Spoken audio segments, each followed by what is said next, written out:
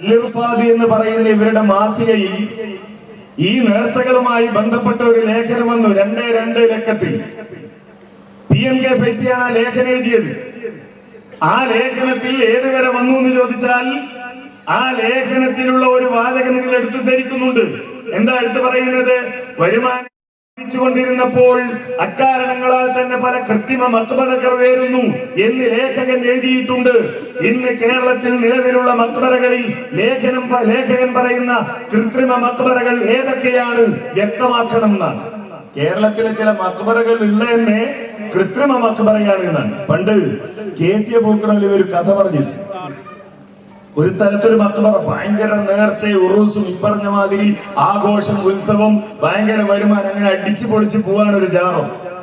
ആ ജാറത്തിൽ ഒരു ശൈഖുണ്ട്, മൂപ്പരൊരു ശിഷ്യനുണ്ട്. ഈ വരുമാനമൊക്കെ വർദ്ധിച്ചു. പക്ഷേ ശൈഖും ശിഷ്യനും തമ്മിലൊന്ന് തെറ്റി. ഇനി ഞങ്ങളെ കൂടെ ഇല്ല, ഞാൻ പോവാണെന്ന് പറഞ്ഞ ശിഷ്യൻ ഇറങ്ങിപ്പോരുകയാണ്. അങ്ങനെ ഇറങ്ങിപ്പോരുമ്പോ അതുവരെ തന്റെ കൂടെ നിന്നതല്ലേ എന്നുള്ള നിലയിൽ എന്ത് ചെയ്തു? അവിടെ ഒരു കഴുതക്കുട്ടി ഉണ്ടായിരുന്നു, ഒരാൾ നേർച്ചയാക്കിയ കഴുതക്കുട്ടി. ഈ കഴുതക്കുട്ടിയെ എന്ത് ചെയ്തു? ഈ പയ്യന് കൊടുത്തു. എന്നാ വിട്ടോ, എന്നാ നീ നിന്റെ വഴി നോക്കി പോയിക്കോന്ന് പറഞ്ഞു. ഇവൻ ഈ കഴുതക്കുട്ടിയെ കൊണ്ട് ഇങ്ങനെ പോയി. എന്ത് ചെയ്യുന്ന ആലോചിക്കണം. ഒരു വഴി ഇതുവരെ നയിക്കാതെ തിന്ന് ശീലിച്ചതാണല്ലോ, എന്ത് ചെയ്യും? കാരണം ആളുകൾ പൈസ കൊണ്ട് കൊടുക്കും, അത് തിന്നുക. ഇതാണല്ലോ ജാറത്തിലുള്ള സ്വഭാവം. എന്ത് ചെയ്യുന്ന ആലോചിച്ചു. പോകുന്ന വഴിയിൽ ഒരു പുഴക്കരയിലൂടെ ഇങ്ങനെ നടന്നു പോവാൻ പെട്ടെന്ന് ഈ കഴുതക്കുട്ടി വീണ് ചത്തുപോയി. കഴുതക്കുട്ടി ചത്തുപോയി. അപ്പോഴാണ് ഇവന്റെ ബുദ്ധി വർക്ക് ചെയ്തത്.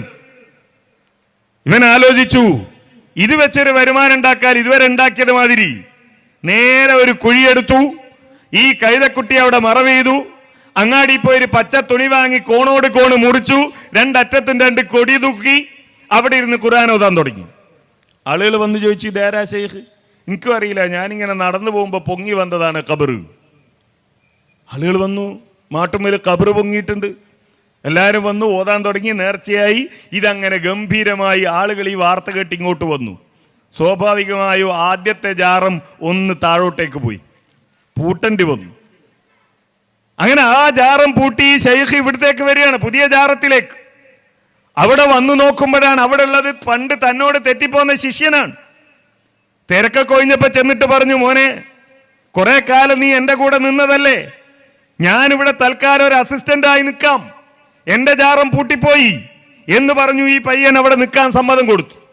അങ്ങനെ അവിടെ നിന്നിട്ടിങ്ങനെ ഈ ജാറത്തിലുള്ള ആളുകളൊക്കെ ഒഴിഞ്ഞു പോയപ്പോ ശൈഖ് ഈ പയ്യനോട് ചോദിച്ചു, അല്ല കുട്ടി, എന്നാലും ആരാ ഈ ശൈഖ്, ഏതായി തങ്ങള്? ഇത്ര വലിയ കറാമത്ത് ഇങ്ങനെ പാടാനും, മാല വേറെ വന്നിട്ടുണ്ട്, മൗലിദ് വേറെ വന്നിട്ടുണ്ട്, റാത്തീബ് വേറെ വന്നിട്ടുണ്ട്, ഫോട്ടോ വേറെ വന്നിട്ടുണ്ട്, കറാമത്തുകൾ വേറെ, ഇപ്പം മടവൂർ കാഫില എന്നൊക്കെ പറഞ്ഞ് വരുന്ന മാതിരി ഇങ്ങനെ ആളുകൾ പറയാൻ തുടങ്ങിയിട്ടുണ്ട്. ഏതായി ശൈഖ്? ചെക്കൻ പോയി വാതിലടച്ചിട്ട് ഉസ്താദിനോട് പറഞ്ഞു, ഉസ്താദെ, നാട്ടുകാരോടൊക്കെ നുണ പറയാം, നിങ്ങളോട് എനിക്ക് നുണ പറയാൻ കഴിയൂലല്ലോ. ശൈഖും അല്ല, തങ്ങളും അല്ല, ബീവി അല്ല, ഒരു കുന്തോ അല്ല, പിന്നെ ഇത് നിങ്ങൾ എനിക്ക് തന്ന കഴുതക്കുട്ടിയാണ്. ഉസ്താദ് ഇരുന്നിടത്ത് നിന്ന് എണീറ്റിട്ട് കൈയടിച്ചിട്ട് പറഞ്ഞു, വെറുതെ അല്ലടാ അത് അങ്ങനെയായി, തള്ളൻ്റെ കുട്ടി മോശമാവൂലല്ലോ, ഇതിൻ്റെ തള്ള അവിടെ ഉണ്ടായിരുന്നത്. ഇതാണ് ജാറങ്ങളുടെ അവസ്ഥ. ഇത് മുജാഹിദികളല്ല പറഞ്ഞത്. അൽ-ഇർഫാദ് മാസികയിൽ പറഞ്ഞു, കേരളത്തിലെ പല ജാറങ്ങളിലുമുള്ളത് കൃത്രിമ മക്ബറകളാണ്, മനുഷ്യരാണോ എന്ന കാര്യത്തിൽ തന്നെ സംശയിക്കണം.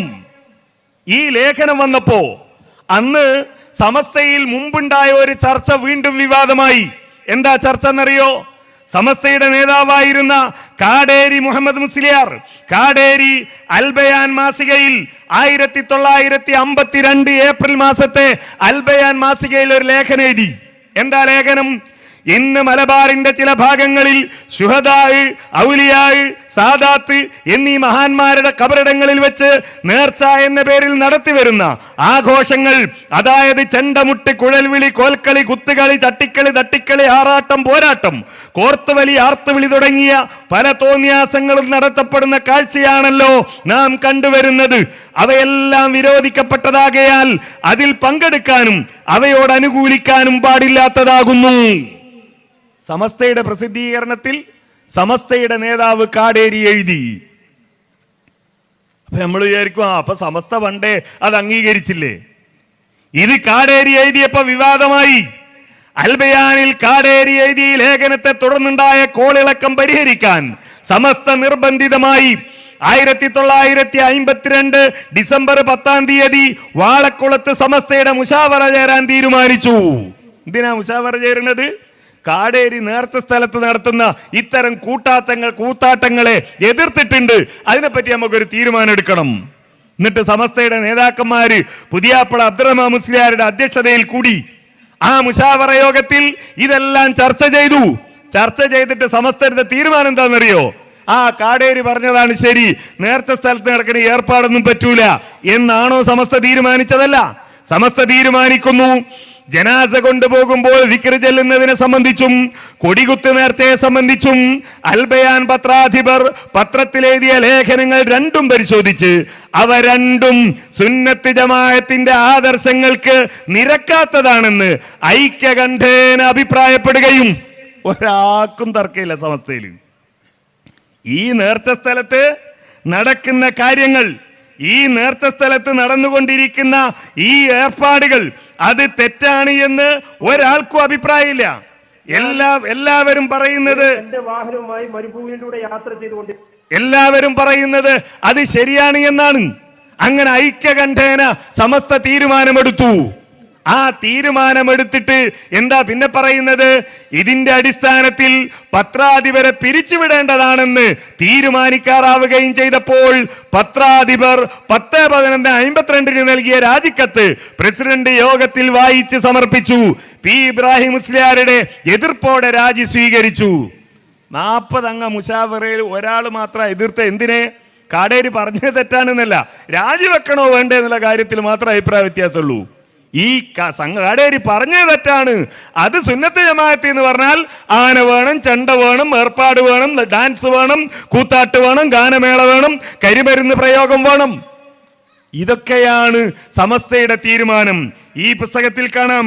ഈ പുസ്തകത്തിൽ കരിമരുന്ന് പ്രയോഗത്തെ കുറിച്ച് രേഖപ്പെടുത്തിയത് നമുക്ക് കാണാം. എന്താ കരിമരുന്ന് പ്രയോഗം തെറ്റാണ് എന്നാണോ? അല്ല, കരിമരുന്ന് പ്രയോഗത്തെ പറ്റി എഴുതിയ നോക്കൂ, നിങ്ങൾക്ക് സ്ക്രീനിൽ കാണാം. എന്താ എഴുതിയത്? കൂടാതെ നേർച്ച സ്ഥലങ്ങളിൽ പങ്കെടുക്കുന്ന 10,000ങ്ങളിൽ ക്ഷയരോഗം, കുഷ്ഠരോഗം തുടങ്ങിയ പകർച്ചവ്യാധികൾ ഉള്ളവരും ഉണ്ടാവാൻ ഹിതമുണ്ട്. അങ്ങനെയുള്ള രോഗാണുക്കൾ മറ്റുള്ളവരെയും പിടികൂടിയേക്കാം. എന്നാൽ കരിമരുന്ന് കത്തിച്ചാൽ അന്തരീക്ഷത്തിൽ വ്യാപിക്കുന്ന അതിന്റെ പുകയ്ക്ക് അത്തരം രോഗാണുക്കളെ നശിപ്പിക്കാനുള്ള കഴിവുണ്ടെന്ന് വൈദ്യശാസ്ത്രങ്ങൾ ഘോഷിച്ചിട്ടുണ്ട്. ഈ നില വെച്ച് നോക്കിയാൽ ആ സന്ദർഭങ്ങളിൽ കരിമരുന്ന് പ്രയോഗം അത്യാവശ്യമാണ് എന്ന് പറഞ്ഞാൽ പോലും തെറ്റാവുകയില്ല. കരിമരുന്ന് പ്രയോഗം ഫർള എന്ന് പറഞ്ഞാൽ പോലും തെറ്റല്ല എന്നാ. കാരണം ഈ വരുന്ന മനുഷ്യന്മാരെ കൂട്ടത്തിൽ എന്തൊക്കെ രോഗമുള്ള ആളുകൾ ഉണ്ടാവും. ഈ രോഗമുള്ള ആളുകളൊക്കെ വന്നിട്ട് അവിടെ കൂടുമ്പോ കരിമരുന്നുണ്ടായാൽ എന്ത് ചെയ്യും? ഇതൊക്കെ ശരിയാകും, ഈ രോഗം പരക്കൂല, ആ പ്രതിരോധ മരുന്നാണ് കരിമരുന്ന് എന്ന് പറഞ്ഞാൽ എന്ന് ന്യായം പറഞ്ഞത് സമസ്തയാണ്, സമസ്തയുടെ പണ്ഡിതന്മാരാ. ആ പേക്കൂത്താണ് ഇന്ന് ഈ നാട്ടിൽ നടന്നുകൊണ്ടിരിക്കുന്നത്. ആർക്കൊഴിഞ്ഞു മാറാൻ കഴിയും? ആർക്കൊഴിഞ്ഞു മാറാൻ കഴിയും? ഈ സമൂഹം ഇനി ഇതിലിപ്പോ അനാചാരങ്ങൾ ഓരോന്നോരോന്ന് എടുത്തൊഴിവാക്കി. ആന പറ്റൂല, അതൊഴിവാക്കി. ചെണ്ട പറ്റൂല, അതൊഴിവാക്കി. ഡാൻസ് പറ്റൂല, അതൊഴിവാക്കി. ഇങ്ങനെ പറ്റാത്തതൊക്കെ ഒഴിവാക്കിയാൽ അവസാനം ഉള്ളി തോലുപൊളിച്ച മാതിരി ഉണ്ടാവും. കാരണം ഇതിന്റെ അടിസ്ഥാനം എവിടെയാ കിടക്കുന്നത്? കബറ് കെട്ടിപ്പൊടുക്കുന്നിടത്താണ്. ഏറ്റവും അവസാനം ഉള്ളി പൊളിച്ചാൽ അവസാനം കാണുന്ന സാധനം എന്താ? കബറ് കെട്ടിപ്പൊക്കലാണ്. അത് അനാചാരാണ്. പിന്നെന്താ ഉണ്ടായ? ഈ കബറ് കെട്ടിപ്പൊക്കാതെ ഇവർക്ക് നടത്താൻ കഴിയോ? കെട്ടിപ്പൊക്കിയ കബറുകളിലല്ലാതെ ഇത് നടത്താൻ കഴിയുമോ? ഇല്ല. ഇങ്ങനെ കബറുകൾ കെട്ടിപ്പൊക്കി ഈ അനാചാരം നടത്തുന്നത് ഇസ്ലാമിൽ അതിനൊരു പ്രമാണവുമില്ല എന്നതാണ് നമ്മൾ പറഞ്ഞു വന്നത്. ഒന്ന്. രണ്ടാമത്തേത്, അവിടെ നടക്കുന്ന ഏറ്റവും വലിയ ഏർപ്പാടെന്താ? ആഗ്രഹ പൂർത്തീകരണത്തിന് വേണ്ടി ആളുകൾ ജാറത്തിലേക്ക് ചെല്ലുന്നു, അല്ലേ? എന്നിട്ട് ആ ജാറത്തിലെ ശൈഖിനോട് തോടുന്നു. എല്ലാ ജാറത്തിന്റെയും പരസ്യങ്ങളിൽ എന്താ ഉള്ളത്? ഇത്തരം ആഗ്രഹ പൂർത്തീകരണങ്ങൾക്ക് വേണ്ടി കടന്നു വരാനാണ്, നിങ്ങളുടെ പ്രശ്നങ്ങൾ പരിഹരിക്കാൻ വേണ്ടി കടന്നു വരാനാണ്.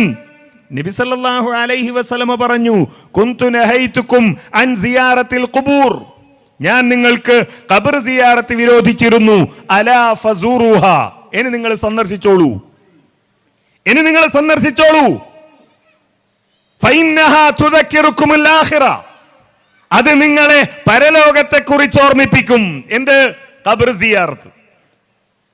മമ്പറത്ത് പോകുന്ന ആളെ വിളിച്ചിട്ട്, മടവൂര് പോകുന്ന ആളെ വിളിച്ചിട്ട്, പുത്തമ്പള്ളിയിലോ ഭീമാപ്പള്ളിയിലോ പോകുന്നവരെ വിളിച്ചിട്ട്, ഏർവാടി, നാഗൂർ, അജ്മീർ, മുത്തുപ്പേട്ട തുടങ്ങിയ സ്ഥലങ്ങളിലേക്ക് പോകുന്നവരെ വിളിച്ചിട്ട്, എന്തിനാ നിങ്ങൾ ഈ സ്ഥലങ്ങളിലേക്ക് പോകുന്നത് എന്ന് വെച്ചാൽ എന്താ പറയാ?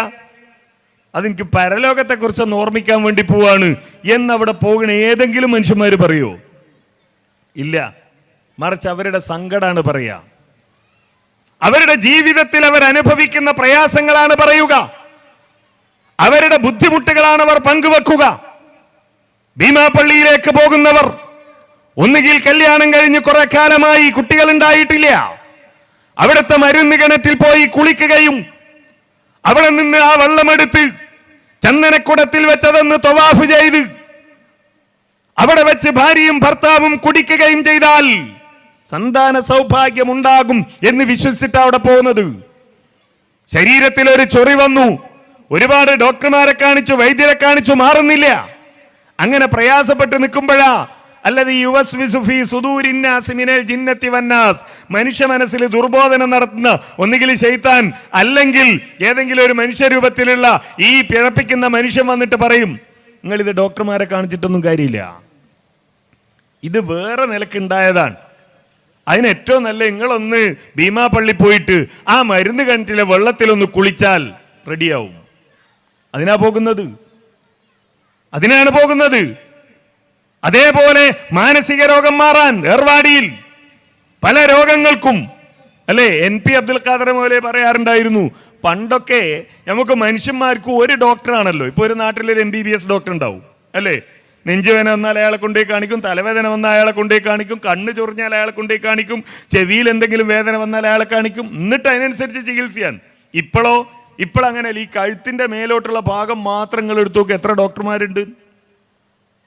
ചെവി, കണ്ണ്, മൂക്ക്, തൊണ്ട, ഇവിടെയുള്ള തൊലിയാണെങ്കിൽ വേറെ, മുടിയാണെങ്കിൽ വേറെ, മുടി കൊഴിച്ചിലാണെങ്കിൽ വേറെ, ഉള്ളിൽ തലച്ചോറാണെങ്കിൽ വേറെ, ആ തലച്ചോറിന് മാനസിക രോഗമാണെങ്കിൽ വേറെ, ട്യൂമർ ആണെങ്കിൽ വേറെ, ഇങ്ങനെ എല്ലാറ്റിനും ഡോക്ടർമാരാണ്. അതുപോലെ തന്നെയാണ് ജാറങ്ങളും. കാഞ്ഞിരമറ്റത്താണ്ടവരെ കാലികളിൽ ശിഫയേകണമേ എന്നാണ്. കാഞ്ഞിരമറ്റത്താണ്ടവരെ കാര്യമായിട്ട് മൂപ്പരെ വെറ്റിനറി ഏരിയയാണ്. ഇത് ഈ പറഞ്ഞ പോലെ പണ്ട് നമ്മളെ വീട്ടിൽ കോഴിയൊക്കെ ചുമ വന്നാൽ എന്ത് ചെയ്യും? കുട്ടിയൊക്കെ വാങ്ങിയിട്ട് ബാക്കിയുള്ള കഫ് സിറപ്പ് ഉണ്ടെങ്കിൽ അത് ചോറിൽ കുഴച്ചിട്ടാണ് കൊടുത്തത്. ഇപ്പോഴങ്ങനല്ലല്ലോ. ഇപ്പം നമുക്ക് മൃഗാസ്പത്രികളുണ്ട്, അവിടെ പോയിട്ട് കോഴിക്ക് ചുമയാന്ന് പറഞ്ഞാൽ മരുന്ന് കിട്ടും, ഇഞ്ചക്ഷൻ ഉണ്ടാവും, അവിടെ അഡ്മിറ്റ് ആക്കാനുള്ള സൗകര്യം ഉണ്ട്. അങ്ങനെയൊക്കെ ഇതുപോലെ അതിനു മുമ്പുണ്ടായിരുന്ന അവസ്ഥ എന്താ? അലി റളിയല്ലാഹുവിന്റെ കുതിരക്ക് മുതിര നേർച്ചയാക്കും. വീട്ടിലെ ഏതെങ്കിലും ഒരു മൃഗത്തിന് രോഗം വന്നാൽ അലി റളിയല്ലാഹുവിന്റെ കുതിരക്ക് മുതിര നേർച്ചയാക്കുക. എന്നിട്ട് അതിൽ നല്ല ശർക്കരയും തേങ്ങയൊക്കെ ഇട്ട് പുഴുങ്ങും. എന്നിട്ട് ഒന്നുകിൽ പള്ളിക്കൊക്കെ കൊടുത്തേക്കോ അല്ലെങ്കിൽ പള്ളിക്ക് ഉസ്താദിനെയും ശിഷ്യന്മാരെ ഇങ്ങോട്ട് വിളിക്കും. നേർച്ച ആർക്കാ? അലി റളിയല്ലാഹുവിന്റെ കുതിരക്കാണ്. തിന്നാൻ കൊടുക്കണ ആർക്കാ? മൊയ്ലിയാർക്കും കുട്ടിയൊക്കെയാണ്. ഈ തരത്തിൽ നേർച്ചകൾ നടത്തിയിരുന്നു നമ്മളുടെ നാട്ടിൽ. ഇങ്ങനെ എന്ത് പ്രയാസങ്ങൾ ഉണ്ടായാലും ഏത് പ്രതിസന്ധികൾ ഉണ്ടായാലും മരിച്ചു പോയവരോട് തേടുന്ന ഒരവസ്ഥ മുസ്ലിം സമുദായത്തിൽ ഉണ്ടായി. ഇതുണ്ടാകുമെന്ന് റബ്ബ് പറഞ്ഞതാണ്. അല്ലാഹു പറഞ്ഞു, വമിനന്നാസി മൻ യഅ്ബുദുല്ലാഹ അലാ ഹർഫ് വമിനന്നാസി മൻ യഅ്ബുദുല്ലാഹ അലാ ഹർഫ്. മനുഷ്യന്മാരുടെ കൂട്ടത്തിൽ ഒരു വിഭാഗം ആളുകളുണ്ട്, അവരൊരു വക്കിൽ നിന്നുകൊണ്ട് അള്ളാഹുവിനെ ഇബാദത്ത് ചെയ്യുന്നവരാണ്. ഒരു വക്കിൽ നിന്നുകൊണ്ട് അള്ളാഹനെ ആരാധിക്കുന്നവരാ, ഒരറ്റത്ത് നിന്നുകൊണ്ട് അള്ളാഹനെ ആരാധിക്കുന്നവരാ. എന്നിട്ടോ അങ്ങനെ ആരാധിക്കുന്നവർ ജീവിതത്തിൽ അവർക്ക് നന്മകൾ ഉണ്ടായാൽ, വേറെ പ്രശ്നങ്ങളും പരീക്ഷണങ്ങളൊന്നുമില്ല, സമാധാനപരമായി പോകുന്നു, ജോലിയുണ്ട്, കച്ചവടമുണ്ട്, കുടുംബം നല്ല നിലയിൽ പോകുന്നു, ആർക്കും പ്രശ്നങ്ങളൊന്നുമില്ല. അങ്ങനെയാണെങ്കിൽ, അങ്ങനെ ഒരവസ്ഥയാണ് അവരുടെ ജീവിതത്തിൽ ഉണ്ടാകുന്നതെങ്കിൽ അവര് ശാന്തമായി അള്ളാഹുവിനെ ഇബാദത്ത് ചെയ്ത് കഴിച്ചുകൂട്ടും. 5 നേരം പള്ളിയിൽ പോയി നിസ്കരിക്കും, സുന്നത്ത് നിസ്കരിക്കും, സുന്നത്ത് നോമ്പെടുക്കും, ഫർള് നോമ്പെടുക്കും, ഖുർആൻ ഓതും, സദഖ നൽകും, ഇങ്ങനെ അങ്ങ് മുന്നോട്ടേക്ക് പോകും. എന്നിട്ട് അല്ലാഹു പറയുന്നു,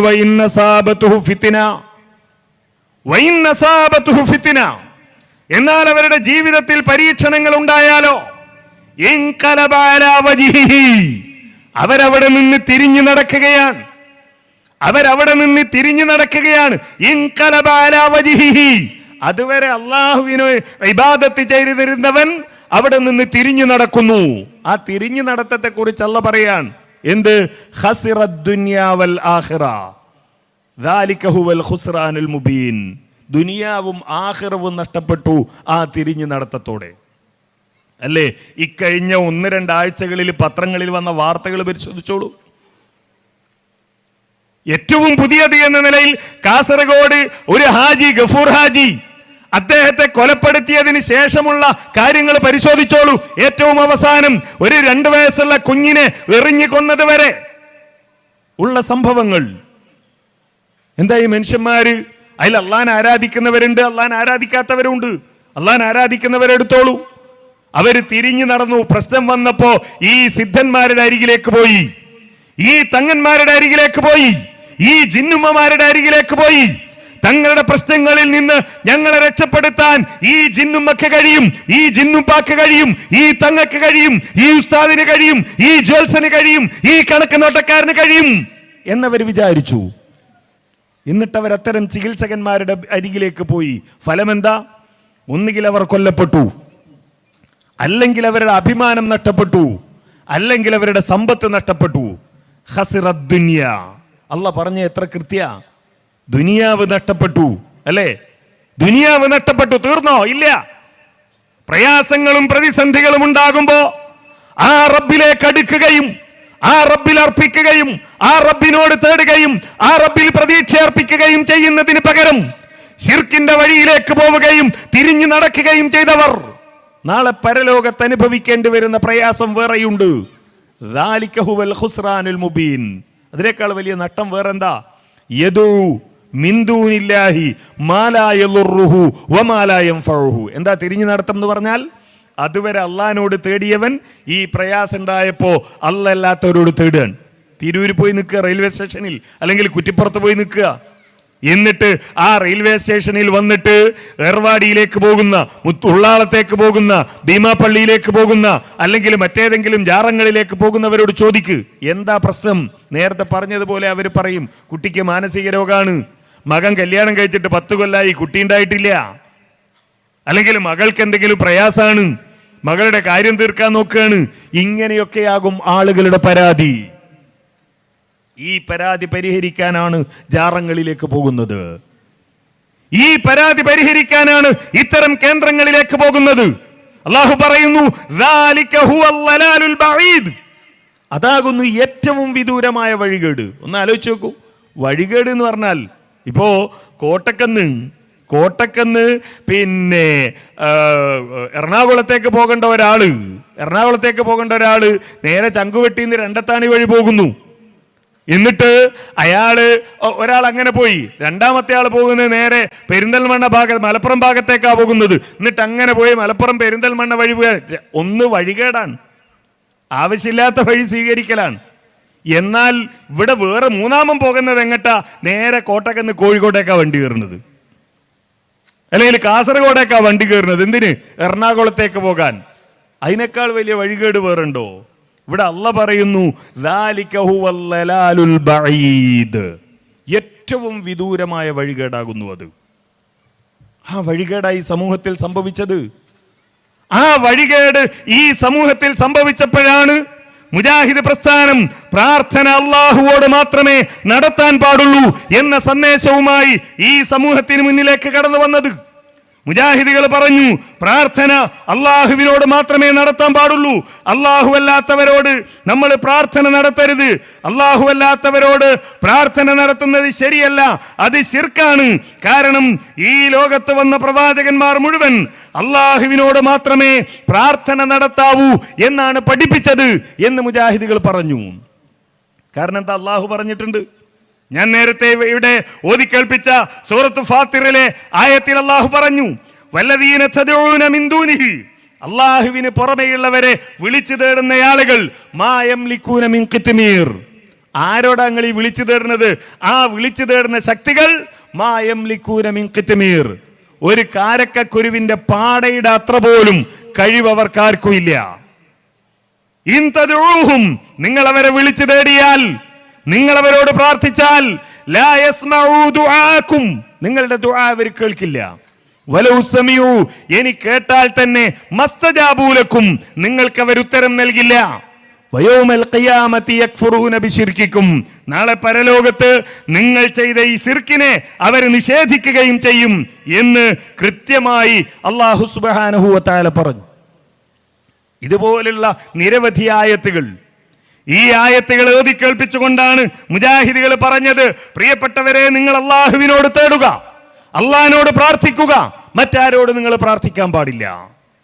അപ്പൊ മൗലവിമാര് കുറെ ചോദ്യങ്ങളുമായിട്ട് വന്നു. അങ്ങനെ അള്ളാഹിനോട് മാത്രമേ സഹായം തേടാൻ പറ്റുമെങ്കിൽ നിങ്ങൾ വണ്ടി കൂട്ടുമ്പോൾ ഡ്രൈവറെ സഹായം തേടുന്നില്ലേ? അതേപോലെ നിങ്ങൾ റേഷൻ കടയിൽ പോയിട്ട് അരി വാങ്ങുന്നില്ലേ? നിങ്ങൾക്ക് രോഗം വരുമ്പോൾ ഡോക്ടറെ അടുത്ത് പോകുന്നില്ലേ? അതൊക്കെ സഹായം തേടലല്ലേ എന്ന് ചോദിച്ചപ്പോ മുജാഹിദ് പ്രസ്ഥാനം പറഞ്ഞ മറുപടിയുടെ ഭാഗമാണ് ഈ ഭൗതികം അഭൗതികം മറഞ്ഞ വഴി തെളിഞ്ഞ വഴി എന്നൊക്കെയുള്ളത്. ഇപ്പൊ ഒരു കൂട്ടര് അതെടുത്തിട്ടാണ് ജിന്നിനോട് സഹായം തേടിയ ശിർക്കാവില്ല എന്ന് പറഞ്ഞു നടക്കുന്നത്. ഈ സമൂഹത്തെ തൗഹീദിലേക്ക് കൊണ്ടുവരാൻ എന്താണ് ഈ രണ്ട് സഹായാർത്ഥനകളും തമ്മിലുള്ള വ്യത്യാസം, എന്താണ് ഈ രണ്ട് സഹായ തേട്ടങ്ങളും തമ്മിലുള്ള വ്യത്യാസം എന്ന് ഈ സമൂഹത്തെ പഠിപ്പിക്കാൻ ഇസ്ലാഹി പ്രസ്ഥാനത്തിന്റെ പണ്ഡിതന്മാർ വിശദീകരിച്ചു കൊടുത്ത കാര്യങ്ങൾ, ഭൗതികമായ തേട്ടം, അഭൗതികമായ തേട്ടം, കാര്യകാരണ ബന്ധങ്ങൾക്കുള്ളിലുള്ളത്, കാര്യകാരണ ബന്ധങ്ങൾക്കപ്പുറത്തുള്ളത്, മറഞ്ഞ വഴിയിലുള്ളത്, തെളിഞ്ഞ വഴിയിലുള്ളത്, അദൃശ്യമായ മാർഗത്തിലുള്ളത്, ദൃശ്യമായ മാർഗത്തിലുള്ളത്, ഇത് ജനങ്ങൾക്ക് പഠിപ്പിച്ചു കൊടുത്തു. ആ പഠിപ്പിച്ചു കൊടുത്തത് എടുത്തു വെച്ചിട്ട് ഇപ്പൊ ഒരു കൂട്ടര് പറയുന്നു, ജിന്നിനോട് അതിന്റെ കഴിവിൽപ്പെട്ടത് തേടിയാൽ ശിർക്കാവൂല, ജിന്നിനോട് അതിന്റെ കഴിവിൽപ്പെട്ടത് തേടിയാൽ ശിർക്കാവൂല, കഴിവിൽപ്പെടാത്തത് തേടിയാലോ അത് ശിർക്കൻ. എന്ത് ജിന്നേ സ്വർഗം തരണേ ഇന്ന് തേടിയ ശിർക്കാണ്. ഭയങ്കര സംഭവമാണ് കേട്ടോ. ഓലാണ് ഇത്ര ഇപ്പൊ തൗഹീദിന്റെ സ്വന്തം ആളുകൾ ഈ തൗഹീദ് പറഞ്ഞ് ഞങ്ങൾ കുതിക്കും എന്നൊക്കെയാണ് പി എൻ അബ്ദുൽ ലത്തീഫ് മൗലവി പറയുന്നത്. എന്താ പി എൻ പറയുന്നത്? ഞങ്ങൾ ഈ അദ്ദേഹം പറയുന്നതെന്ന് കേട്ടോളൂ. ഇസ്ലാമിക് ഓർഗനൈസേഷൻ സംബന്ധിച്ചിടത്തോളം അത് മുന്നോട്ട് കുതിക്കുന്നു. വിസ്ഡം ഇസ്ലാമിക് ഓർഗനൈസേഷനെ സംബന്ധിച്ചിടത്തോളം അത് മുന്നോട്ട് കുതിക്കും. ആ കുതിക്കുന്നത് എങ്ങനെയാ? വെറുതെ കുതിക്കല്ല. ആ കുതിക്കുന്നതിന്റെ ഭാഗമായി ഇവര് രേഖപ്പെടുത്തി വെച്ചു. എന്താ രേഖപ്പെടുത്തിയത്? ജിന്നിനോട് മനുഷ്യർ നടത്തുന്ന സഹായാർത്ഥന, ജിന്നിനോട് നടത്തുന്ന സഹായാർത്ഥന അത് ഈ പറഞ്ഞതുപോലെ അഭൗതികമായ അള്ളാഹ്ക്ക് മാത്രം കഴിയുന്ന കാര്യങ്ങളാണെങ്കിൽ, അള്ളാഹുവിന് ഇത് വിസ്ഡം ഇസ്ലാമിക് ഓർഗനൈസേഷന്റെ ഈ പി എൻ അബ്ദുൽ ലത്തീഫ് മൗലവി ഒപ്പിട്ട് നൽകിയ ഒരു കത്താണ് അറബിയിൽ. എന്താ പറയുന്നത്? ഫൈന അഖീദത അഹ്ലി സുന്ന വൽ ജമാഅ അന്നൽ ഇസ്തിആനത തകൂനു ബില്ലാഹി വഹദ, അല്ലാഹുവിനോട് മാത്രമേ സഹായം തേടാൻ പാടുള്ളൂ. ലിഖൗലിഹി തആല ഇയ്യാക നഅബുദു വ ഇയ്യാക നസ്തഈൻ ഫതഖ്ദീമുൽ മഅമൂൽ യുഫീദുൽ ഹസർ. ഇയ്യാക എന്ന് പറഞ്ഞാൽ മാത്രം എന്നുള്ള അർത്ഥം കിട്ടി. വഅമൽ ഇസ്തിആന ബിൽ ജിന്നി എന്ന് ബിൽ ജാന്നി, എന്നാൽ ജിന്നുകളോടുള്ള സഹായാർത്ഥന ഫതഫ്സീലുഹാ അലൻ നഹ്വി താലി, അത് വിശദമായി പറയേണ്ടതാണ്. രണ്ട് സംഗതി ഉണ്ട്, അത് ഒറ്റയടിക്ക് എന്ത് ചെയ്യാൻ പറ്റൂല, ശിർക്കാണെന്ന് പറയാൻ പറ്റൂല. പിന്നെയോ അന്നൗൽ അവൽ, ഒന്നാമത്തെ ഇനം അൽ ഇസ്തിആനതു ബിൽ ജിന്നി ഫീമാ ലാ യഖ്ദിറു അലൈഹി ഇല്ലല്ലാഹ്, അള്ളാഹ്ക്ക് മാത്രം കഴിയുന്ന കാര്യങ്ങളാണ് ഒരാൾ ജിന്നിനോട് ചോദിക്കുന്നതെങ്കിൽ ഫഹാദാ ശിർക്കുൻ അക്ബർ, ഇത് ശിർക്കുൻ അക്ബറാണ്. യഖ്റുജു മിനൽ മില്ല, സമുദായത്തിൽ നിന്ന് പുറത്തു പോകുന്ന ശിർക്കാണത്. യുഖ്രിജു മിനൽ മില്ല, ഈ ശിർക്ക് ഈ സമൂഹത്തിൽ നിന്ന് അയാളെ പുറത്താക്കുന്ന ശിർക്കാകുന്നു അത് എന്നാണ് ഇത് ഒന്നാമത്തത് പറയുന്നത്. രണ്ടാമത്തതോ അമ്മൻ നൗസാനി ഫൗവൽ ഇസ്തിആനതു ബിൽ ജിന്നിൽ ഹയ്യിൽ ഹാലിരി അൽ ഖാദിരി, ഖാദിറായ ജിന്നിനോടുള്ള സഹായതേട്ടം എന്ത്? ഫീമാ യഖ്ദിറു അലൈഹിൽ മഖ്ലൂഖ്, സൃഷ്ടികൾക്ക് കഴിയുന്ന കാര്യത്തിൽ ജിന്നിനോട് തേടുക. സൃഷ്ടികൾക്ക് കഴിയുന്ന കാര്യം, ഒരാൾ പുഴയിൽ വീണ രക്ഷിക്കുക എന്നുള്ളത് അള്ളാഹ്ക്ക് മാത്രം കഴിയുന്ന കാര്യ അല്ല, സൃഷ്ടികൾക്ക് കഴിയും. ഒരാൾ ഇരുട്ടത്ത് പെട്ടുപോയാൽ മെഴുകുതിരി തരിക എന്നുള്ളത് പടച്ചോന് മാത്രം കഴിയുന്ന കാര്യ അല്ല, അള്ളാഹു അല്ലാത്തവർക്ക് സൃഷ്ടികൾക്ക് കഴിയും. അങ്ങനെ സൃഷ്ടികൾക്ക് കഴിയുന്ന കാര്യങ്ങൾ തേടിയാൽ ഫഹാദാ ഹറാമുൻ വലാ യജൂസ്, ഇത് ഹറാമാണ്, പറ്റൂല. അത് ഈ എഴുതിയതാണ്. ബാക്കി ഞാൻ വേറെ പറഞ്ഞുതരാം എന്താണ് ഇവരുടെ ശരിയായ വാദം എന്നുള്ളത്. ഇതിലുള്ളത് ഹറാമിൻ വലാ യജൂസ് ലിഅന്നഹു വസീല മിൻ വസായിലി ശിർക്ക്. കാരണം എന്താണ്? അത് ശിർക്കിലേക്ക് എത്തിക്കുകയുള്ളൂ എന്നാണ്. ശിർക്കാവൂല, ശിർക്കിലേക്ക് എത്തിക്കുന്ന സാധനാണ് ഈ സഹായാർത്ഥന. ഇതാണ് ഇവരുടെ വിശ്വാസം. ഇതിനെന്താ തെളിവ്? അഭൗതികം, ഭൗതികം, കാര്യകാരണ ബന്ധം, മറഞ്ഞ വഴി, തെളിഞ്ഞ വഴി. എന്നാൽ എന്താണ് ഈ കാര്യമെന്ന്, എന്താണ് ഈ മറഞ്ഞ വഴി, എന്താണ് തെളിഞ്ഞ വഴി എന്ന് കൃത്യമായി വിശദീകരിക്കുന്ന ഒരു പ്രഭാഷണത്തിന്റെ അല്പഭാഗം നിങ്ങളൊന്ന് കേൾക്കുക. ഇത് 2012 ശേഷം പ്രസംഗിച്ചതല്ല, ഇത് മൂവർ സംഘം പ്രസംഗിച്ചതല്ല. ഇത് ആരാണ് പ്രസംഗിച്ചത് എന്ന് ഒരു വൈകാരിക ബന്ധത്തോടു കൂടി മാത്രമേ ഒരു 50 വയസ്സിന് മുകളിലുള്ള ഏത് മുജാഹിദ് പ്രവർത്തകനും, ഒരു 50 വയസ്സിന് മുകളിൽ പ്രായമുള്ള ഏത് മുജാഹിദ് പ്രവർത്തകനും വൈകാരികതയോടല്ലാതെ ഈ പ്രസംഗം കേൾക്കാൻ കഴിയില്ല. അപ്പോൾ ഈ അപേക്ഷ ഉണ്ടല്ലോ, ഈ അപേക്ഷ അള്ളാഹുവിന്റെ മുമ്പിൽ സമർപ്പിക്കാൻ എന്താ മാർഗം? കത്തയക്കാൻ കഴിയൂല. അള്ളാഹുവിന്റെ മേൽവിലാസത്തിൽ കത്തയക്കാൻ പറ്റൂല, ഫോൺ ചെയ്യാൻ പറ്റൂല, ടെക്സ്റ്റ് അടിക്കാനും പറ്റൂല, ഫാക്സും പറ്റൂല, ഒന്നും നടക്കൂല. പിന്നെ എന്താ പണി? നോക്കിയിട്ട് കാണുന്നില്ല. ഭൗതികമായ ദൃശ്യമായ മാർഗം ഇല്ല എങ്കിലും മനസ്സിൽ കരുതിയത് പോലും അവ അറിയുകയും വേണ്ടത് ചെയ്യുകയും ചെയ്യുന്ന സ്വഭാവക്കാരനാണ് അള്ളാഹു. ആ നിലക്ക് അപേക്ഷ എന്ന് പറയലേ. അപ്പോൾ ഈ അപേക്ഷ സമർപ്പിക്കാൻ ദൃശ്യവും ഭൗതികവുമായ മാർഗമില്ല, അഭൗതികവും അദൃശ്യവുമാണ്. അവിടുന്ന് ആ അപേക്ഷ സ്വീകരിച്ചിട്ട് ഇങ്ങോട്ട് അതിന് വേണ്ടത് ചെയ്തു തരിക എന്നുള്ളതിനും ഭൗതികമായ ദൃശ്യമായ മാർഗമില്ല. അതും അഭൗതികവും അദൃശ്യവും തന്നെയാണ്. അതാണ് പ്രാർത്ഥന. അദൃശ്യമായ മാർഗത്തിൽ സമർപ്പിക്കുകയും അദൃശ്യമായ മാർഗത്തിൽ കൈകാര്യം ചെയ്യപ്പെടുകയും ചെയ്യുന്ന അപേക്ഷ, അതാണ് പ്രാർത്ഥന. നോക്കൂ, എത്ര കൃത്യമാണ് ഉമർ മൗലവി റഹ്മഹുള്ളയുടെ വിശദീകരണം. എത്ര കൃത്യമാണ്. അദൃശ്യമായ രൂപത്തിൽ സമർപ്പിക്കുകയും അദൃശ്യമായ രൂപത്തിൽ കൈകാര്യം ചെയ്യപ്പെടുകയും ചെയ്യുന്ന അപേക്ഷ. അള്ളാഹിനോട് നമ്മൾ പറയാൻ എങ്ങനെ? കത്തയച്ചിട്ടാ അല്ല, ഫാക്സ് അയച്ചിട്ടാ അല്ല, ഫോൺ ചെയ്തിട്ടാ അല്ല, അദൃശ്യമായ രൂപത്തിലാണ് അത് സമർപ്പിക്കുന്നതും. അങ്ങനെയാണ് അള്ളാഹിനോട് നമ്മൾ പറയുന്നു, പടച്ചോനെ ഞാനിതാ ഭയങ്കര പ്രയാസത്തിലാണ് റബ്ബേ, എന്റെ സാമ്പത്തിക പ്രയാസം നീ തീർക്കണേ, എന്റെ പ്രശ്നം നീ പരിഹരിക്കണേ എന്ന് പറയുമ്പോ പടച്ചോന്റെ അടുക്കുന്ന എങ്ങനെങ്കിലും ഗൂഗിൾ പേയിൽ 1 ലക്ഷം റുപ്യ വന്ന് വീഴലാണോ? അല്ല, അള്ളാഹ് അതിനുള്ള ഒരു മാർഗം ഉണ്ടാക്കും. നമുക്കറിയില്ല അള്ളാഹ് എങ്ങനെയാണത് പരിഹരിക്കുന്നത്. പടച്ചോനെ എന്റെ രോഗം മാറ്റണേ എന്ന് പ്രാർത്ഥിക്കുമ്പോ എങ്ങനെയാ അള്ളാഹ് രോഗം മാറ്റുന്നത്? നമുക്കറിയില്ല. അദൃശ്യമായ രൂപത്തിലാണ് അത് സമർപ്പിക്കുന്നത്, അദൃശ്യമായ രൂപത്തിലാണ് അത് കൈകാര്യം ചെയ്യപ്പെടുന്നത്. ഡോക്ടറെ ഞാനിങ്ങനെ ഭയങ്കര നെഞ്ചുവേദനയാണ്, നിങ്ങളൊന്ന് ശരിയാക്കണം, നിങ്ങളൊന്ന് പരിശോധിക്കണം എന്ന് പറഞ്ഞാൽ ഡോക്ടർ അദൃശ്യമായ രൂപത്തിൽ അത് കൈകാര്യം ചെയ്യുന്നത് അല്ല. ഡോക്ടർ അറിയാം, അദ്ദേഹത്തിന് നമ്മളെ ശരീരത്തെക്കുറിച്ച് അറിയാം, എന്താണ് ശരീരത്തിൽ വരുന്ന മാറ്റങ്ങൾ എന്നറിയാം. അതറിയാനുള്ള പരിശോധനകളുണ്ട്. ആ പരിശോധനകൾ നടത്തി അദ്ദേഹം അത് നിരീക്ഷിക്കും. ആ നിരീക്ഷിച്ചതിന് ശേഷം അദ്ദേഹത്തിന് അറിയാം ഈ പ്രശ്നം പരിഹരിക്കാൻ എന്താണ് മരുന്ന് എന്നറിയാം. ആ മരുന്ന് അദ്ദേഹം എഴുതി തരും. ദൃശ്യമാണത്, അഭൗതികമായ മാർഗമല്ല, മറഞ്ഞ വഴിയല്ല.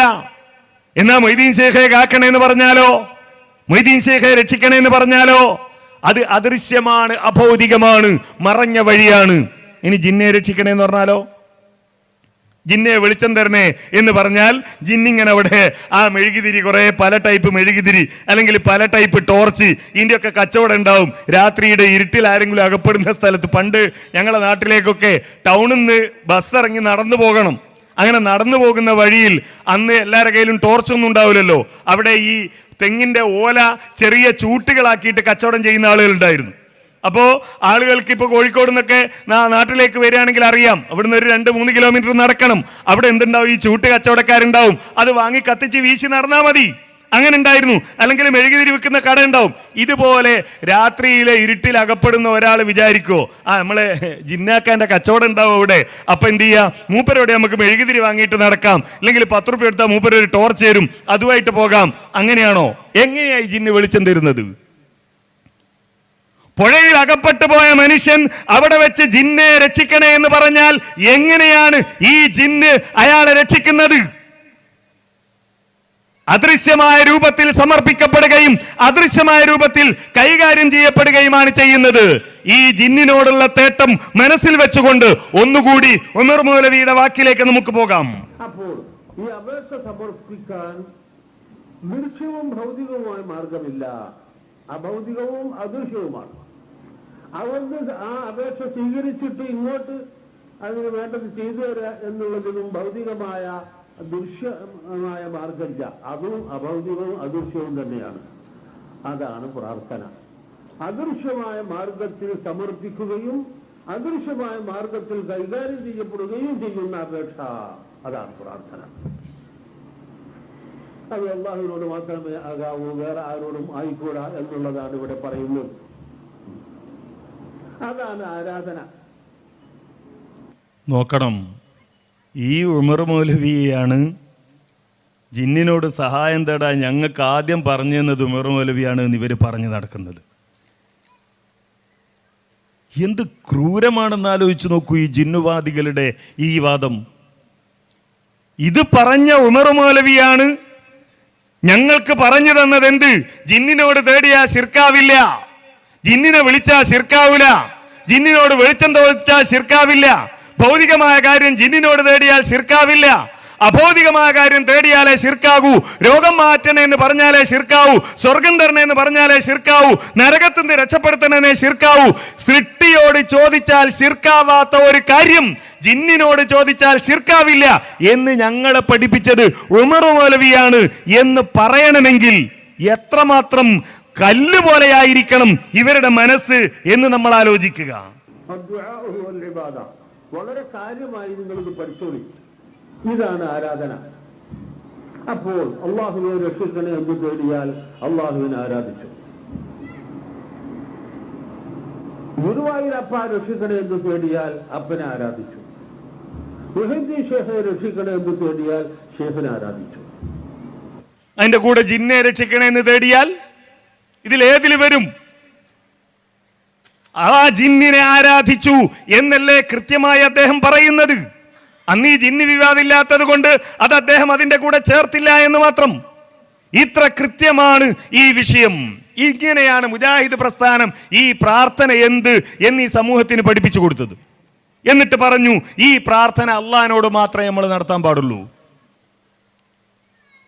ഇത് പറയുമ്പോൾ നിങ്ങൾ ഒരു കാര്യം കൂടി മനസ്സിലാക്കണം. ഇപ്പോ ഇന്നും ഇന്നലെയൊക്കെ ആയിട്ട് സോഷ്യൽ മീഡിയയിൽ വളരെ സജീവമാണ്. എന്ത്? KJU സെക്രട്ടറി കളവ് പറഞ്ഞു കഴിഞ്ഞു, KJU സെക്രട്ടറി ഇതാ നുണ പറഞ്ഞു കളഞ്ഞു, എറണാകുളം ജില്ലയിലെ പാനായിക്കുളത്ത് വെച്ച് KJU സെക്രട്ടറി തോന്നിയാസം പറഞ്ഞു കളഞ്ഞു, ഇയാൾ ആ സീറ്റിലിരിക്കാൻ യോഗ്യനാണോ എന്നൊക്കെ ചോദിച്ചുകൊണ്ട് സോഷ്യൽ മീഡിയയിൽ ഇങ്ങനെ നേരത്തെ പറഞ്ഞ അലവി സക്കാഫിയുടെ പ്രസംഗം കേട്ടപ്പോ തക്ബീർ ചൊല്ലിയ തക്ബീർ തൊഴിലാളികൾ ഉണ്ടല്ലോ, അത്തരം തക്ബീർ തൊഴിലാളികൾ, വിസ്ഡം വിഭാഗത്തിന്റെ തക്ബീർ തൊഴിലാളികൾ, വിസ്ഡം വിഭാഗത്തിന്റെ അടിമ തൊഴിലാളികൾ അവരിങ്ങനെ പ്രചരിപ്പിച്ചുകൊണ്ടിരിക്കുകയാണ്. എന്താ? ഞാൻ പറഞ്ഞു ഇസ്ലാഹിൽ ജബ്ബാർ മൗലവി എഴുതിയ ലേഖനം, ആ ലേഖനത്തിൽ ജിന്നിനോട് പ്രാർത്ഥിക്കാമെന്നില്ല, ജിന്നിനോട് പ്രാർത്ഥിക്കാമെന്നില്ല. അത് ഇന്നല്ല എന്നും പറയും, മുമ്പും പറഞ്ഞിട്ടുണ്ട് ജിന്നിനോട് പ്രാർത്ഥിക്കാമെന്നതിലില്ല. എന്നാൽ ജിന്നിനോട് പ്രാർത്ഥിച്ചാൽ ശിർക്കല്ല എന്നതിലുണ്ട്. അതെവിടെ? ആ വാചകെവിടെ എന്നാ ചോദിക്കുന്നത്. ആ വാചകെവിടെ എന്ന് ജിന്നുവാദികൾ ചോദിക്കാനുള്ള കാരണം പ്രാർത്ഥനയുമായി ബന്ധപ്പെട്ട് കേരളത്തിലെ സുന്നികളും മുജാഹിദുകളും തമ്മിലുള്ള തർക്കത്തിന്റെ അടിസ്ഥാനം പഠിക്കാത്തതുകൊണ്ടാണ്. കാരണം ഇവരൊന്നും അങ്ങനെ പഠിച്ചു വന്നവരല്ല, ഒരാവേശത്തിൽ വിസ്ഡം വിഭാഗത്തിന്റെ കൂടെ കൂടിയവരാണ്. എന്താണ് പ്രാർത്ഥന എന്ന് മുജാഹിദ് പ്രസ്ഥാനവും സുന്നികളും തമ്മിലുള്ള തർക്കം പഠിച്ചു വന്ന ഒരാളും ഈ ചോദ്യം ചോദിക്കില്ല. കാരണം എന്താ? മുജാഹിദുകൾ പറയുന്നു പ്രാർത്ഥന അള്ളാഹിനോട് മാത്രം. എന്നും മുജാഹിദുകൾ അത് പറഞ്ഞു. അതിനുവേണ്ടി പുസ്തകങ്ങൾ എഴുതി. കണ്ണൂർ അബ്ദുൽ ഖാദർ മൗലവി അത്തൗഹീദ് എന്ന പുസ്തകം എഴുതി. ആ പുസ്തകം പുറത്തിറങ്ങി. പ്രാർത്ഥന അള്ളാഹിനോട് മാത്രമേ പാടുള്ളൂ എന്നതിൽ സമർത്ഥിച്ചു. ഈ പുസ്തകം പുറത്തിറങ്ങി ആളുകൾ അത് കേട്ടു. ഏതുപോലെ? ലോകത്തിന്റെ വിവിധ ഭാഗങ്ങളിൽ ശിർക്കിൽ ജീവിച്ചിരുന്ന സമൂഹത്തിന് ഷെയ്ഖ് മുഹമ്മദ് ബിൻ അബ്ദുൽ വഹാബ് റഹിമഹുള്ളയുടെ കിതാബു തൗഹീദ് എങ്ങനെ വെളിച്ചം കാണിച്ചോ അതേപോലെ കേരളത്തിലെ മലയാളികളായ മുസ്ലിങ്ങൾക്ക് കണ്ണൂർ പി അബ്ദുൽ ഖാദർ മൗലവിയുടെ അത്തൗഹീദ് എന്ന ഗ്രന്ഥം വെളിച്ചം കാണിച്ചു. സമസ്തയുടെ കൂടാരം ഇളകി. എന്ത് ചെയ്യണം? ആളുകൾ ഇത് വായിക്കുകയാണ്, ഖുർആൻ ആയത്തുകൾ അതിൽ നിന്ന് പഠിക്കുകയാണ്. എന്നിട്ട് ജനങ്ങൾ തൗഹീദിലേക്ക് പോവാൻ. ഇതുവരെ ചെയ്തത് ശിർക്കാണ് എന്നവർ തിരിച്ചറിയാൻ. അങ്ങനെ സമസ്ത എന്ത് ചെയ്തു? റഷീദുദ്ദീൻ മൂസ മുസ്ലിയാർ എന്ന് പറയുന്ന മുസ്ലിയാരെ ചുമതലപ്പെടുത്തി. എന്തിന്? ഈ പുസ്തകത്തിന് ഒരു മറുപടി എഴുതാൻ. അത്തൗഹീദ് എന്ന് പറയുന്ന പുസ്തകത്തിന്, അബ്ദുൽ ഖാദർ മൗലവിയുടെ പുസ്തകത്തിന് മറുപടി എഴുതാൻ സമസ്ത റഷീദുദ്ദീൻ മൂസ മുസ്ലിയാരെ ചുമതലപ്പെടുത്തി. അങ്ങനെ ചുമതലപ്പെടുത്തി അദ്ദേഹം എഴുതിയ പുസ്തകമാണിത് അൽ ഖൗലുസ് സദീദ്. അൽ ഖൗലുസ് സദീദ് ഫീ റദ്ദി തൗഹീദ്. തൗഹീദിനെ എതിർത്തുകൊണ്ട് എഴുതിയ പുസ്തകം എന്നതിന്റെ പേര് തന്നെ. തൗഹീദിനെ എതിർത്തുകൊണ്ട് എഴുതിയ പുസ്തകം. ഈ പുസ്തകത്തിന്റെ 133-ാമത്തെ പേജിൽ റഷീദുദ്ദീൻ മൂസ മുസ്ലിയാർ എഴുതുന്നത് നോക്കൂ. പിന്നീട് ഗ്രന്ഥകർത്താവ് പറയുന്നു, അതായത് അബ്ദുൽ ഖാദർ മൗലവി അത്തൗഹീദ് എന്നുള്ള പുസ്തകത്തിൽ പറയാൻ, അവർ ബിംബങ്ങളോട് പ്രാർത്ഥിക്കുന്നു, ഞങ്ങൾ അള്ളാഹുവിന്റെ ഔലിയാക്കന്മാരോട് പ്രാർത്ഥിക്കുന്നു എന്ന് പറയുന്നവർക്ക് ഈ ഖുർആൻ വാക്യം ഒരു ശക്തിമത്തായ ഖണ്ഡനമാകുന്നു. ഇത് അബ്ദുൽ ഖാദർ മൗലവിന്റെ പുസ്തകത്തിൽ നിന്നുള്ള വാചകാണ്. എന്നിട്ട് ഇദ്ദേഹം പറയാണ്, എന്നാൽ അള്ളാഹുവിന്റെ ഔലിയാക്കന്മാരോട് ഞാൻ പ്രാർത്ഥിക്കുന്നു എന്ന് ഒരു മുസ്ലിമും പറഞ്ഞതായി കേൾക്കുവാനോ അറിയുവാനോ ഇട വന്നിട്ടില്ല. എന്താ സുന്നികൾ പറയണത്? ഇപ്പൊ മാറിയിട്ടോ, ഇപ്പൊ സമസ്തക്കാർ മാറി. അത് നമുക്ക് വേറെ പറയാം. അന്ന് സമസ്തക്കാരെന്താ പറഞ്ഞത്? എന്നാൽ അള്ളാഹുവിന്റെ ഔലിയാക്കന്മാരോട് ഞാൻ പ്രാർത്ഥിക്കുന്നു എന്ന് ഒരു മുസ്ലിമും പറഞ്ഞതായി കേൾക്കുവാനോ അറിയുവാനോ ഇട വന്നിട്ടില്ല. അങ്ങനെ ഒരു മുസ്ലിമും പറയുന്നതുമല്ല. അത് കർത്താവിന്റെ സ്വപ്ന ദർശനമോ അല്ലെങ്കിൽ പിശാചിന്റെ പക്കൽ നിന്നുള്ള ഇൽഹാമോ ആയിരിക്കാനേ വഴിയുള്ളൂ. മുസ്ലിങ്ങളാവട്ടെ പ്രാർത്ഥന അള്ളാഹുവോട് മാത്രമേ പാടുള്ളൂ എന്ന് വിശ്വസിക്കുന്നവരും വിശ്വസിച്ചവരും അപ്രകാരം പ്രവർത്തിക്കുന്നവരുമാണ്. മുസ്ലിങ്ങളൊക്കെ എന്തേ വിശ്വസിക്കുന്നത്? പ്രാർത്ഥന അള്ളാഹിനോട് മാത്രമേ പാടുള്ളൂ എന്ന് വിശ്വസിക്കുന്നവരാണ്. ആരാ പറഞ്ഞത്? സുന്നികൾ. ഇത് സുന്നികൾ പറഞ്ഞപ്പോ മുജാഹിദുകൾ പ്രബോധന പ്രവർത്തനം നിർത്തിയോ? നിങ്ങൾ അങ്ങനെയാ, എന്നാ പിന്നെ ഞങ്ങൾക്ക് നിങ്ങളോട് തർക്കമൊന്നുമില്ല എന്ന് പറഞ്ഞോ? പറഞ്ഞില്ല. എന്താ പ്രശ്നം? ഇവര് പറയുന്നത് പ്രാർത്ഥന അള്ളാഹിനോട് മാത്രമേ പാടുള്ളൂ, സഹായാർത്ഥനയോ അത് അല്ലാത്തവരോട് നടത്താം, അത് പ്രാർത്ഥനയാകൂല. അവരോടാ നമ്മൾ പറഞ്ഞത്, നിങ്ങൾ പറയുന്നത് അല്ലാത്തവരോട് പ്രാർത്ഥിക്കാമെന്നാണ്. അല്ലാത്തവരോട് പ്രാർത്ഥിക്കാമെന്നാണ് നിങ്ങൾ ഈ പറയുന്നതിന്റെ അർത്ഥം. ഇത് ഇവർ പിന്നീട് എഴുതിയത് നമുക്ക് കാണാൻ കഴിയും. എന്റെ കയ്യിലുള്ളത് 2000 ഫെബ്രുവരിയിലെ സുന്നി വോയിസ്. ഈ സുന്നി വോയിസിൽ പറയുന്നു, എന്താ പറയുന്നത്? സൃഷ്ടികളോടുള്ള സഹായാഭ്യർത്ഥന പ്രാർത്ഥനയേ അല്ല. സൃഷ്ടികളോടുള്ള സഹായാഭ്യർത്ഥന പ്രാർത്ഥനയാവില്ല. മൊയ്തീൻ ശേഖയെ കാക്കണേ എന്ന് പറഞ്ഞാൽ അതെന്താവൂല? പ്രാർത്ഥനയാവൂല. അതെന്നെ ജിന്നുവാദികൾ ഇപ്പൊ പറയണത്. ജിന്നെ രക്ഷിക്കണേ എന്ന് പുഴയിൽ വീണവനോട് തേടിയാൽ എന്താവൂല? പ്രാർത്ഥനയാവൂല. മൊയ്തീൻ ശേഖയെ രക്ഷിക്കണേ എന്ന് പറഞ്ഞാൽ പ്രാർത്ഥനയാവില്ല എന്ന് സുന്നികൾ പറഞ്ഞപ്പോ നമ്മൾ പറഞ്ഞു അത് പ്രാർത്ഥനയാണ്. അതേപോലെ രാത്രിയുടെ ഇരുളിൽ വെളിച്ചം തേടിയവൻ, വെളിച്ചമന്വേഷിക്കുന്നവൻ ജിന്നിനോട് ജിന്നെ വെളിച്ചം തരണേ എന്ന് പറഞ്ഞാൽ പ്രാർത്ഥനയാവില്ല എന്ന് പറയുമ്പോ മുജാഹിദുകൾ പറയും അത് പ്രാർത്ഥനയാണ്. ഇപ്പൊ മനസ്സിലായോ? ഇസ്ലാഹിൽ എവിടെയാ പ്രാർത്ഥന ഉണ്ട്, പ്രാർത്ഥിച്ചാൽ ശിർക്കാവില്ല എന്നുണ്ട് എന്ന് പറഞ്ഞത് എന്ത് അടിസ്ഥാനത്തിലാണ്? പ്രാർത്ഥിച്ചാൽ ശിർക്കാവില്ല, അങ്ങനെ തേടിയാൽ ശിർക്കാവില്ല എന്നില്ലേ? ജിന്നിനോട് വെളിച്ചം ചോദിച്ചാൽ ശിർക്കാവില്ല എന്നില്ലേ? അത് പ്രാർത്ഥനയാണ് എന്നാ മുജാഹിദുകൾ പറയുന്നത്. സുന്നികൾ ഞങ്ങൾ പ്രാർത്ഥിക്കുന്നില്ല എന്ന് പറഞ്ഞതുപോലെ, സൃഷ്ടികളോട് തേടിയാൽ പ്രാർത്ഥനയാവില്ല എന്ന് പറഞ്ഞതുപോലെ, നോക്കൂ വീണ്ടും കാണാം ഇതിൽ തന്നെ, സൃഷ്ടികളോട് സഹായം തേടുന്നതിന് പ്രാർത്ഥിച്ചു എന്ന് ആരും പറയാറില്ല, പറയാൻ പാടുമില്ല. ഇതന്നെ ജിന്നുവാദികൾ പറയുന്നത്. എന്ത്? ജിന്നിനോട് വെളിച്ചം ചോദിക്കുന്നതിനെ പ്രാർത്ഥന എന്ന് പറയാൻ പറ്റൂല, അതാരും പറയില്ല. കാരണം ജിന്നിനോട് ഭൗതികമായ കാര്യമാണ് ചോദിക്കുന്നത്. ഇസ്ലാം മാസികയിൽ പറഞ്ഞത് ജിന്നിനോട് വെളിച്ചം തേടിയാൽ ശിർക്കല്ല. മുജാഹിദുകൾ പറയുന്നു ആ തേട്ടം പ്രാർത്ഥനയാണ്. അതുകൊണ്ടാണ് ഞാൻ പറഞ്ഞത് പ്രാർത്ഥിച്ചാൽ ശിർക്കാവില്ല എന്നതിലുണ്ട്. പിന്നെ നിങ്ങൾ അതിനെ ന്യായീകരിച്ചിട്ടില്ലേ? ന്യായീകരിച്ചിട്ടുണ്ട്. ആ ഒരു ലേഖനം മാത്രം മുന്നിലുണ്ടായിരുന്ന ഒരു കാലത്ത് വേറെ അതുമായി ബന്ധപ്പെട്ട ചർച്ചകളൊന്നുമില്ല. അത് തിരുത്തണമെന്ന് പറയുകയും അതിന് വിശദീകരണം കൊടുക്കുകയും ഒക്കെ ചെയ്ത ഒരു കാലത്ത് ആ വിശദീകരണത്തിന്റെ സത്യസന്ധത, അത് ആ അന്തസ്സത്തെ ഉൾക്കൊണ്ടുകൊണ്ട് നമ്മൾ അതിനെ ന്യായീകരിച്ചിട്ടുണ്ട്. എന്നാൽ അവിടെ നിന്ന് പോയി അനുബന്ധമായ ഒരുപാട് വാദങ്ങളുണ്ടായി. ഇപ്പൊ എവിടെ എത്തി നിൽക്കുന്നത്? ഇപ്പൊ ജിന്നുവാദം എത്തി നിൽക്കുന്നത് എവിടെ? നമ്മൾ ആലോചിച്ചു നോക്കൂ. എവിടെയാ ഈ പുസ്തകം? ഞാൻ പല സ്ഥലങ്ങളിൽ ഈ പുസ്തകത്തിലെ ഉദ്ധരണികൾ വായിച്ചു. ഇന്നേ വരെ സത്യസന്ധമായി മറുപടി പറയാൻ കഴിഞ്ഞോ? 2007 എഴുതിയ ലേഖനം 2011 വരെ നിങ്ങൾ മിണ്ടാതിരുന്നില്ലേ എന്നാണ്. ആ 2011 വരെ അതുമായി ബന്ധപ്പെട്ട അധിക വിവാദങ്ങളൊന്നും ഉണ്ടായില്ല. പക്ഷേ പിന്നെ ന്യായീകരണങ്ങളുമായി ആളുകൾ രംഗത്ത് വരാൻ തുടങ്ങി. ഈ പുസ്തകം, എന്റെ കയ്യിലുള്ള ഈ പ്രബന്ധം, ഇത് സൗദി അറേബ്യയിലെ NV മുഹമ്മദ് സാലിം, അതേപോലെ റാഷിദ് ബിൻ ഖലീൽ, അതേപോലെ തന്നെ അബ്ദുൽ ജബ്ബാർ മദീനി, ഈ 3 ആളുകൾ തയ്യാറാക്കി അയച്ചതാ. എപ്പോന്നറിയോ? ഇതുമായി ബന്ധപ്പെട്ട ചർച്ച ഇവിടെ നടക്കുമ്പോ അതിനുവേണ്ടി ജമിയത്തുൽ ഉലമ ദൗറ കൂടാൻ തീരുമാനിച്ചപ്പോ അതിന്റെ ഇടയിലാണ് ഈ പുഴ വന്നതും, അതിന്റെ ഇടയിലാണ് ഇതുപോലെയുള്ള ആളുകൾ വന്നതും, അതിന്റെ ഇടയിലാണ് ഇത് എങ്ങനെയാ തേടിയാ ശിർക്കാക എന്ന് വന്നതും, അതേപോലെ റുഖിയ ശറയ്യ എന്ന് പറഞ്ഞിട്ട് അതിന്റെ ഇടയിലേക്ക് കയറി വന്നതും, അങ്ങനെ ജിന്നിനെ വിളിച്ചാൽ എന്താന്നുള്ള ചോദ്യം വന്നതും ഒക്കെ ഇതിന്റെ ഇടയിലാണ്. അങ്ങനെ ദൗറ കൂടാൻ തീരുമാനിച്ചു.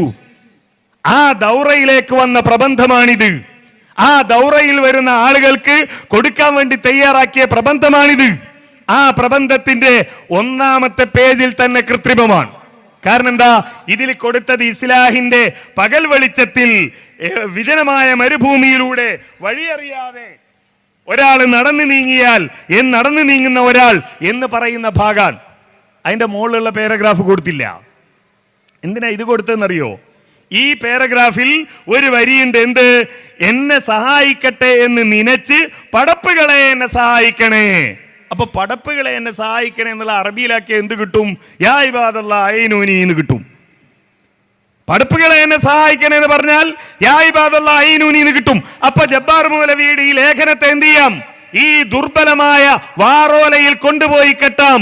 മുങ്ങിച്ചാവുന്നവന് കച്ചിത്തുരും ആശ്രയം എന്ന് പറയുന്നത് പോലെ അതിന്റെ മുകളിൽ ഇത് കൊണ്ടുപോയി കെട്ടാം എന്ന് വിചാരിച്ചിട്ടാണ് ഈ ആളുകൾ എന്ത് ചെയ്തത് എന്ന് കരുതിക്കൊണ്ടാണ് ഈ ആളുകൾ യാ ഇബാദല്ലയിൽ ഇത് കൊണ്ടുപോയി കെട്ടാൻ ശ്രമിച്ചത്.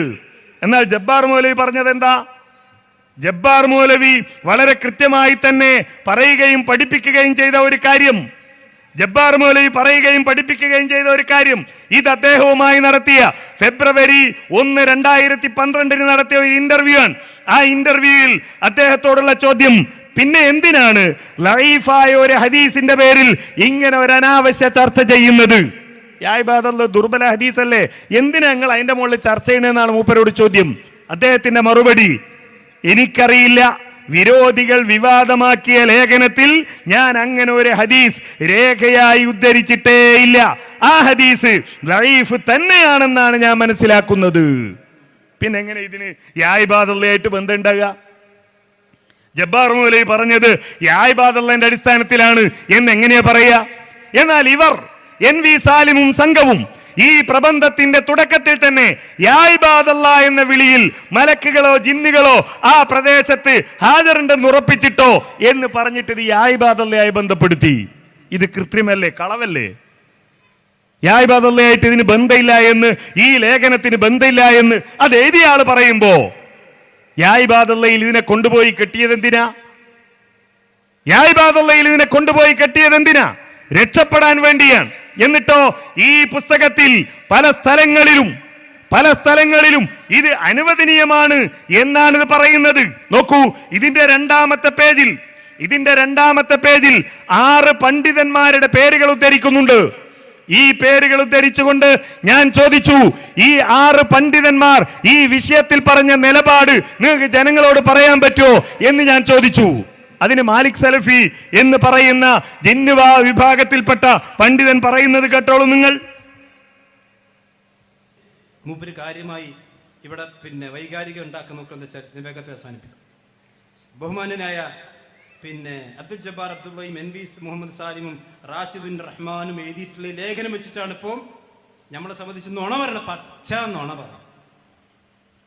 ആദ്യത്തെ ക്ലിപ്പ് അത് മൂപ്പര് ഒരു പ്രയോഗം കേട്ടോ, പച്ച നുണ. അതൊരു പ്രസംഗത്തിൽ ഒരു 10-20 പ്രാവശ്യം പറഞ്ഞാലേ മൂപ്പർക്ക് ഒരു സമാധാനമാവും. ഒരു 10-20 പ്രാവശ്യം പറയണം. എന്നാലോ ഈ നുണയുടെ ഫാക്ടറിയാണ് മൂപ്പര്. കേരളത്തിൽ ഈ നുണ പടച്ചുണ്ടാക്കുന്ന ജിന്നുവാദത്തിന് വേണ്ടി എന്തൊക്കെ നുണകൾ അനുയായികൾ പറയണം എന്ന് തീരുമാനിച്ച് അത് പടച്ചുണ്ടാക്കുന്ന ഫാക്ടറിയാണ് ഈ അബ്ദുൽ മാലിക് സലഫി. ഇത് അദ്ദേഹം എഴുതിയ പുസ്തകമാണ്, സംവാദങ്ങളിലൂടെ എന്ന് പറയുന്ന പുസ്തകം. ഇതിൽ കോഴിച്ചന, പത്തപ്പിരിയം, നന്ദി സംവാദങ്ങളെ കുറിച്ചാണ് പറയുന്നത്. ഒറ്റ ഉദാഹരണം മാത്രം ഞാൻ പറയാം. ഇതിൽ അദ്ദേഹം പറയാണ്, ഇതിന്റെ 31-ാമത്തെ പേജിൽ എന്താ പറയുന്നത്? ഫൈസൽ മൗലവി തന്റെ വാദം സ്ഥാപിക്കാൻ സംവാദത്തിൽ ഖുർത്തുബിയുടെ തഫ്സീറാണ് വായിച്ചത്. ആരാ വായിച്ചത്? ഫൈസൽ മുസ്ലിയാർ. എന്താ വായിച്ചത്? ഖുർത്തുബിയുടെ തഫ്സീറാ വായിച്ചത്. എന്തിനാ വായിച്ചത്? തന്റെ വാദം തെളിയിക്കാനാ വായിച്ചത്. എന്താ ഫൈസൽ മുസ്ലിയാരുടെ വാദം? 30-ാമത്തെ പേജിൽ കാണാം.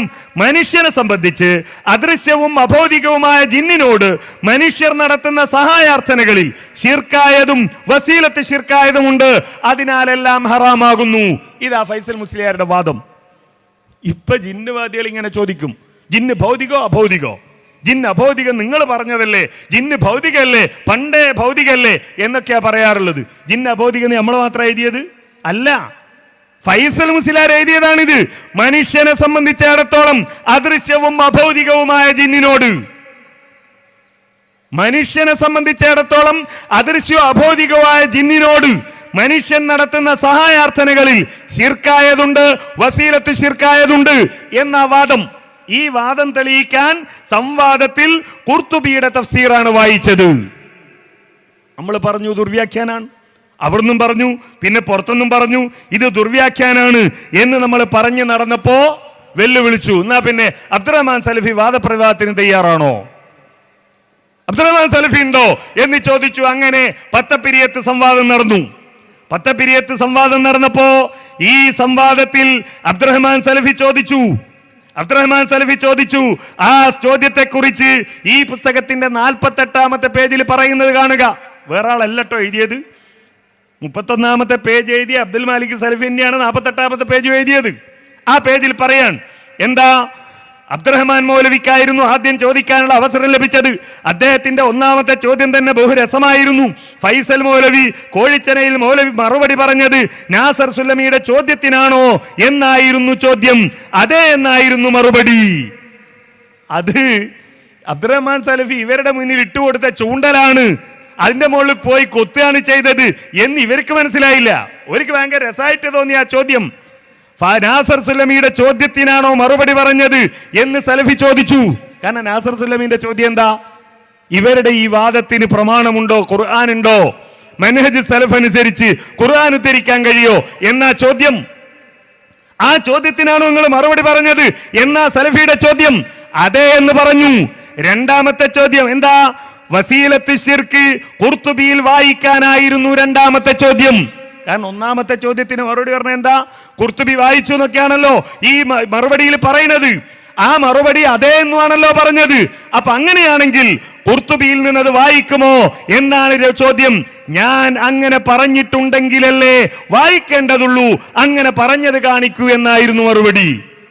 വസീലത്ത് ശിർക്കിന് തെളിവായിട്ട് ഞാൻ ഖുർത്തുബി വായിച്ചിട്ടുണ്ടെങ്കിലല്ലേ, കോഴിച്ചനയിൽ ഖുർത്തുബി വായിച്ചിട്ടുണ്ടെങ്കിലല്ലേ ഇവിടെ ഞാനത് കാണിക്കേണ്ടതുള്ളൂ, അങ്ങനെ വായിച്ചത് എവിടെ എന്നാണ്. ഇതാരാ എഴുതിയത്? അബ്ദുൽ മലിക് സലഫി. 31-ാമത്തെ പേജിൽ